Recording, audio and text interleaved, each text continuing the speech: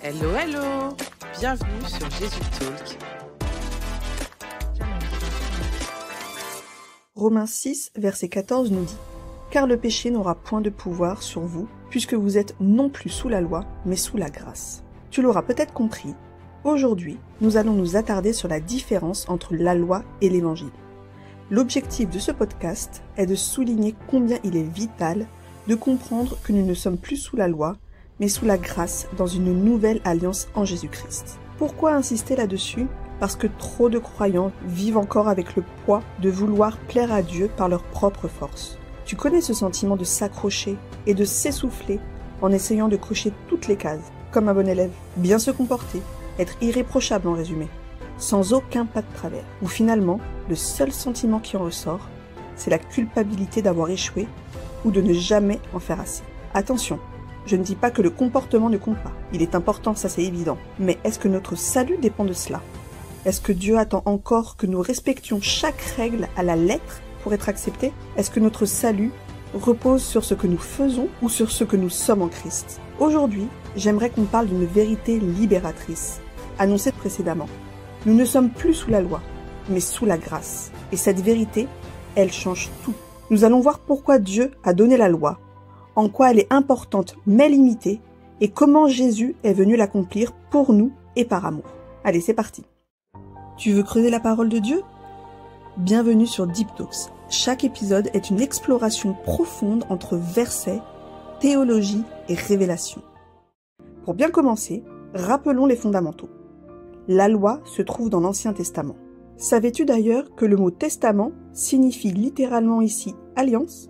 Ainsi, la loi fait partie de l'alliance ancienne entre Dieu et son peuple, tandis que l'évangile est la bonne nouvelle de la nouvelle alliance en Christ, qui se trouve bien évidemment dans le Nouveau Testament.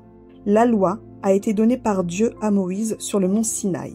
Nous retrouvons cet événement important dans Exode 20 des versets 1 à 17. Les 10 commandements en sont le cœur. Tu n'auras pas d'autre Dieu devant moi. Tu ne te feras pas d'image taillée. Tu ne te prosterneras pas devant elle. Tu ne prendras pas le nom de l'Éternel ton Dieu en vain. Souviens-toi du jour du sabbat pour le sanctifier. Honore ton père et ta mère. Tu ne tueras pas. Tu ne commettras pas d'adultère. Tu ne voleras pas. Tu ne porteras pas de faux témoignages contre ton prochain. Tu ne convoiteras pas. Mais ces 10 commandements ne sont que le résumé fondamental, une sorte de charte morale de base. Ils s'accompagnent de centaines d'autres commandements touchant à la morale, à la vie civique et aux rituels religieux. Et suivre la loi signifiait suivre absolument tous ces commandements, ces centaines de commandements. Mais pourquoi donc Dieu a-t-il donné la loi ? Est-ce que c'était pour offrir un chemin vers le salut ? Fallait-il vraiment que le peuple de Dieu devienne parfait sur tous les points pour plaire à Dieu ? Dans Galates 3, verset 19, Paul pose cette question essentielle. Pourquoi Dieu a-t-il donné la loi si elle ne sauve pas ? Et sa réponse dans les versets qui suivent est très claire. Voici comment le texte est formulé dans la version Parole de vie. C'était une chose en plus. Elle servait à faire connaître les fautes jusqu'à l'arrivée de celui qui allait naître d'Abraham. C'est pour lui que Dieu avait fait sa promesse. Ce sont les anges qui ont fait connaître la loi. Et c'est un homme qui a servi d'intermédiaire. Dans une version plus classique, la Louis II 21, il est dit « Pourquoi donc la loi ? Elle a été donnée ensuite à cause des transgressions, jusqu'à ce que vint la postérité à qui la promesse avait été faite. Elle a été promulguée par des anges au moyen d'un médiateur. » Quelle que soit la version, il est donc clair que la loi a été donnée pour mettre en évidence le péché, pas pour guérir. Non pas que le péché n'existait pas avant. Pour rappel, le péché remonte à Adam. Et depuis lui, tout être humain naît pécheur séparé de Dieu. Mais la loi est venue révéler la profondeur de cette séparation. Elle expose la vraie nature du cœur de l'homme. Et franchement, combien de versets dans la Bible ne parlent pas de cet état de cœur, tordu, orgueilleux et rebelle ? La confusion des hommes, c'est de croire que la loi est une norme à laquelle nous devons simplement nous conformer et qu'il suffit de la suivre. Alors qu'en réalité, la loi est un miroir donné par Dieu, un miroir spirituel, qui reflète sa perfection, c'est-à-dire ce que Dieu pense, qui il est et comment il veut que nous vivions. Paul va plus loin lorsqu'il s'adresse aux Romains dans Romains 3, verset 20. En effet, personne ne sera juste devant Dieu parce qu'il a obéi à la loi. La loi sert seulement à faire connaître le péché. C'est fort et limpide. Paul met en lumière le vrai rôle de la loi et surtout ce qu'elle ne peut pas faire. Elle ne peut pas justifier, c'est-à-dire rendre juste, pur aux yeux de Dieu. Encore aujourd'hui, combien de chrétiens ou de personnes d'autres croyances se fatiguent et désespèrent dans leur religiosité, leur discipline, aussi sincère soit-elle, à vouloir être juste devant Dieu par leur propre force, alors que ce n'est pas un problème de volonté, c'est un problème de nature. Comme nous l'avons déjà abordé, l'homme est pécheur par essence. Il est donc spirituellement incapable d'atteindre la perfection requise par Dieu. Et la loi n'a eu pour seul but que de nous montrer que nous ne pouvions pas y arriver seuls, mais que nous avions besoin d'un sauveur. Et spoiler alerte, notre sauveur c'est Jésus-Christ. Mais pourquoi est-il donc impossible d'accomplir cette loi? Parce que la loi que Dieu a donnée à son peuple n'est pas un guide à suivre, avec des marges d'erreur. Elle ne fonctionne pas à 80% ou même à 99%. La loi exige la perfection. Chaque commandement, chaque prescription, chaque principe doit être respecté à la lettre. Jacques 2, verset 10 nous le rappelle clairement. Quiconque observe toute la loi, mais pêche contre un seul commandement, devient coupable de tous. Paul enfonce le clou dans Galates 3, verset 10, lorsqu'il dit « Tous ceux qui comptent sur l'obéissance de la loi, pour être justes, sont sous la malédiction. » En effet, les livres saints disent « Maudit celui qui n'obéit pas toujours à tout ce que le livre de la loi ordonne de faire. » En d'autres termes, la loi ne fonctionne pas comme une balance. Est-ce que j'ai fait plus de bonnes actions que de mauvaises pour contrebalancer? Non. La loi, c'est tout ou rien. Et si nous échouons sur un seul point, nous sommes coupables comme si nous avions tout transgressé. C'est justement là que réside le problème. La perfection ne fait pas partie de la nature humaine. Depuis la chute d'Adam, nous sommes imparfaits. Nous sommes pécheurs et faillibles. Si nous regardons honnêtement dans ce miroir spirituel évoqué tout à l'heure, nous comprenons une chose. Nul ne peut par ses propres forces répondre parfaitement à toutes les exigences divines. Nous sommes tout simplement incapables de produire cette sainteté par nous-mêmes. Car la loi agit donc comme un miroir spirituel. Elle reflète la sainteté de Dieu, sa justice, sa volonté et notre incapacité à les atteindre par nous-mêmes. Elle ne nous sauve pas, ne donne pas la vie. Elle nous montre que nous avons besoin d'être sauvés. Nous avons besoin d'un sauveur. Et c'est là aussi que j'aimerais qu'on prenne un moment pour regarder un passage très parlant. Dans Matthieu 19, au verset 20, on a un jeune homme qui vient voir Jésus. C'est un gars qui a l'air bien. Il est religieux, il connaît les commandements. Il dit même à Jésus, « J'ai observé toutes ces choses depuis ma jeunesse. Que me manque-t-il encore ?» C'est fort quand même quand on y pense. Il a suivi toutes les règles, il pense avoir tout bien fait. Et pourtant, il ressent encore un manque. Une absence. Il se rend compte que malgré sa bonne conduite, il n'est pas en paix. Ce passage est puissant parce qu'il nous montre quelque chose de fondamental. La loi ne peut pas combler notre cœur. Elle peut nous dire ce qu'il faut faire, mais elle ne peut pas nous rapprocher de Dieu si c'est juste extérieur. Et Jésus lui répond avec amour, mais avec vérité. Si tu veux être parfait, vends tout et suis-moi. En gros, ce qu'il te manque, ce n'est pas une règle de plus, c'est moi. Ce jeune homme est à l'image de beaucoup d'entre nous. On peut faire de notre mieux, être de bons chrétiens, comme on dit, mais si Jésus n'est pas notre fondement, si on vit encore selon nos propres forces, il nous manquera toujours quelque chose. Parce que la loi nous dit ce qu'il faut faire, mais l'Évangile, lui, nous invite à nous abandonner à celui qui a déjà tout fait pour nous. Jésus ne nous appelle pas à une performance, mais à une relation. J'ai un autre exemple qui me vient en tête. C'est celui des pharisiens. Tu sais, les spécialistes de la loi. Ils la connaissaient par cœur. Ils jeûnaient, priaient, donnaient la dîme, respectaient le sabbat, faisaient toutes les choses comme il faut d'un point de vue extérieur.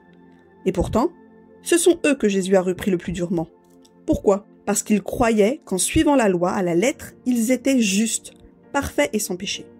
Ils pensaient ne pas avoir besoin de repentance, pas besoin de sauveur. Jésus leur dit dans Luc 18, dans la parabole du pharisien et du publicain, le pharisien debout priait en lui-même. « Ô Dieu, je te rends grâce de ce que je ne suis pas comme les autres hommes.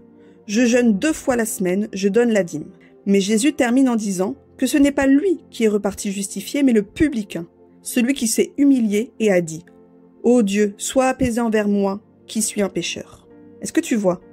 Ce que Jésus montre ici, c'est que la justice ne vient pas de nos œuvres, mais d'un cœur brisé qui reconnaît son besoin de grâce. Les pharisiens suivaient la loi, mais ils l'utilisaient comme un miroir pour se vanter, pas comme un révélateur de leurs besoins de Dieu.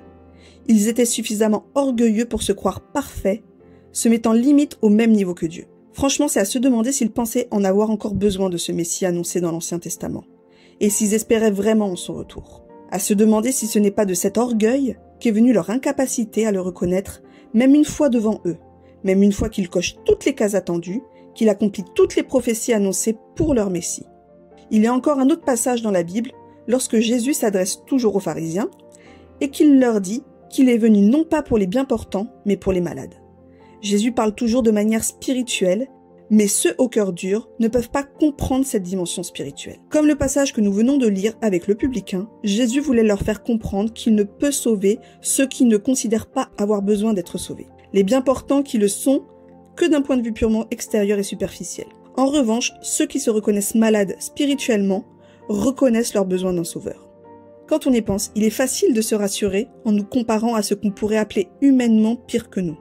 Si je me compare par exemple à un cambrioleur, à un escroc, voire à un meurtrier, bien sûr que je vais me dire que je suis meilleur que cette personne, selon les standards humains. Mais que dit la loi de Dieu? Est-ce que je n'ai pas déjà volé, même s'il ne s'agit que d'un petit crayon? N'ai-je pas déjà menti au moins une fois dans ma vie? Il est tellement facile de se convaincre que tout va bien et que finalement nous n'avons pas besoin de changement lorsque nous plaçons notre curseur de cette façon. Mais si au lieu de se comparer en plaçant le curseur vers le bas, toujours selon les standards humains, je plaçais mon curseur vers le haut et que je me comparais à Jésus et à Dieu le Père. Ils sont tellement saints que notre propre jugement sur nous-mêmes ne peut pas rester le même. Je sais pas toi, mais tout de suite, je me sens impur, indigne et loin de mener une vie sanctifiée. Enfin, tu l'auras compris à ce stade. La loi est sainte, juste, parfaite, mais elle révèle surtout que nous ne le sommes pas. Elle n'est pas là pour nous condamner sans espoir, mais pour nous pointer vers celui qui a accompli parfaitement tout ce que nous ne pouvions pas faire, Jésus-Christ. Et c'est ici que commence la meilleure partie, la bonne nouvelle, l'Évangile. Si la loi révèle notre besoin de salut, l'Évangile annonce que le salut est venu. Il est venu non par nos œuvres, mais par la grâce. Et cette grâce, elle transforme tout. Ici, on va aussi poser la base essentielle. L'Évangile, c'est la bonne nouvelle de Dieu au monde. C'est celle qui dit que Dieu a pourvu au salut de l'humanité à travers son Fils Jésus-Christ, et non par nos efforts personnels. Dans Éphésiens 2, versets 8 et 9, Paul le dit sans aucun doute possible. Car c'est par la grâce que vous êtes sauvés, par le moyen de la foi. Et cela ne vient pas de vous, c'est le don de Dieu. Ce n'est point par les œuvres afin que personne ne se glorifie. Autrement dit, nous avons reçu ce salut comme un cadeau de Dieu, un don gratuit. La grâce que nous avons reçue est clairement imméritée. Nous étions coupables, pécheurs, et pourtant Dieu nous a aimés suffisamment pour se sacrifier pour nous. Et cette grâce est également libératrice, car nous pouvons cesser de courir après la performance religieuse. Ce besoin de prouver qu'on est assez bon. Avec Jésus, il n'y a pas de « fais ceci, ne fais pas cela » pour être sauvé. Il y a simplement « crois, reçois et marche avec moi ». Là où l'être humain a échoué et ne pourra jamais réussir, Jésus l'a fait. Il a réussi. Il a accompli la loi pour nous. Il a vécu une vie parfaite, sanctifié, sans péché. Il a respecté chaque commandement, chaque exigence de la loi. Voilà pourquoi il le dit lui-même dans Matthieu 5 au verset 17. « Ne croyez pas que je sois venu pour abolir la loi ou les prophètes. Je suis venu non pour abolir, mais pour accomplir. » Et dans son amour pour nous, car soyons clairs, tout cela n'est que la preuve de l'amour de Dieu pour l'être humain. Plutôt que de garder ce mérite pour lui, il a décidé de l'offrir à quiconque croirait en lui. Il a porté notre condamnation sur lui afin que nous soyons déclarés justes aux yeux de Dieu le Père. Il a pris notre place et nous avons reçu sa justice. Jean 3 verset 16 dit « Car Dieu a tant aimé le monde qu'il a donné son Fils unique, afin que quiconque croit en lui ne périsse pas, mais ait la vie éternelle. » C'est ce transfert de nos péchés sur lui qui représente le cœur de l'Évangile. Dans Romains 8, des versets 2 à 4, Paul en fait un parfait résumé. « Car, chose impossible à la loi, parce que la chair la rendait sans force, Dieu a condamné le péché dans la chair, en envoyant à cause du péché son propre Fils, dans une chair semblable à celle du péché, et cela pour que la justice de la loi soit accomplie en nous, qui marchons non selon la chair, mais selon l'Esprit. » On a encore Galates 5, verset 18 qui nous dit « Si vous êtes conduits par l'Esprit, vous n'êtes plus sous la loi. » Voici un point crucial. Quand nous croyons que nous pouvons être justifiés par nos œuvres, par la loi ou par nos efforts personnels, nous rendons le sacrifice de Christ inutile. Paul le dit très clairement dans Galates 2, verset 21. Car si la justice s'obtient par la loi, alors Christ est mort en vain. Penser pouvoir y arriver par soi-même revient à dire que Jésus n'avait pas besoin de mourir pour nous. Cela revient à dire que son sacrifice était inutile et superflu. Mais en réalité, comme nous l'avons évoqué, nous ne pouvons pas y arriver seuls.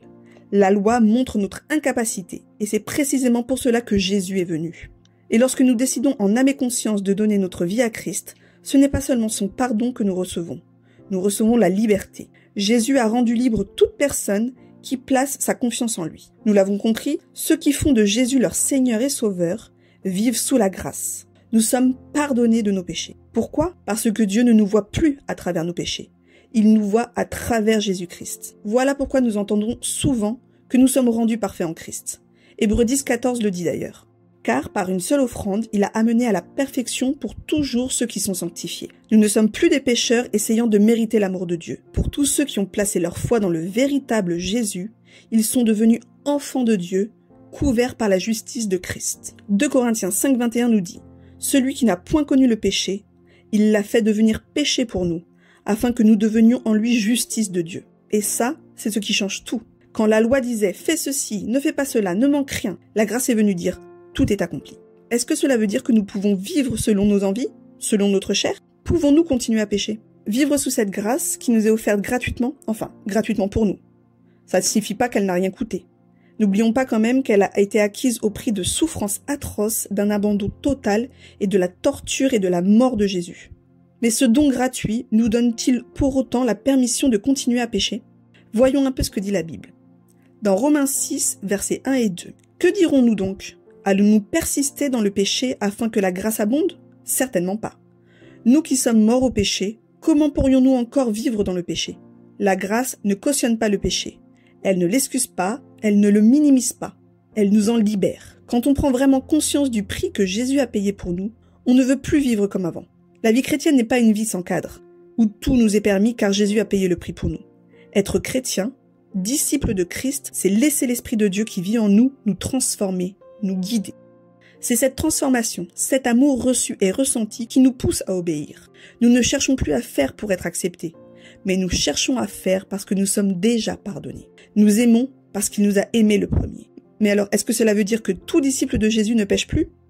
Non, bien sûr que non. Être chrétien ne signifie pas qu'on atteint la perfection du jour au lendemain. La perfection totale sera atteinte que dans l'éternité. Durant notre passage sur cette terre, nous resterons toujours en lutte avec le péché. Nous ne vivrons pas une vie sans chute, mais nous restons sur le chemin de sanctification progressif. Nous vivons une vie avec un sauveur, même quand on chute. La différence fondamentale reste sans surprise l'état du cœur. Le vrai disciple de Christ ne vit plus dans le déni de son péché, ni dans l'orgueil de sa justice personnelle. Il a compris que sans Jésus, il est perdu. À plusieurs reprises dans le Nouveau Testament, les apôtres y ont fait allusion, comme par exemple dans Jean 1, versets 8 et 9. « Si nous disons que nous n'avons pas de péché, nous nous séduisons nous-mêmes, et la vérité n'est point en nous. Si nous confessons nos péchés, il est fidèle et juste pour nous les pardonner. » Finalement, la personne qui a compris le message de l'Évangile et l'a accepté ne fuit plus la vérité. Cette personne reconnaît ses fautes et se repent sincèrement. Elle vient encore et encore au pied de son Seigneur, non pas par culpabilité religieuse, mais par amour, ne voulant plus l'attrister.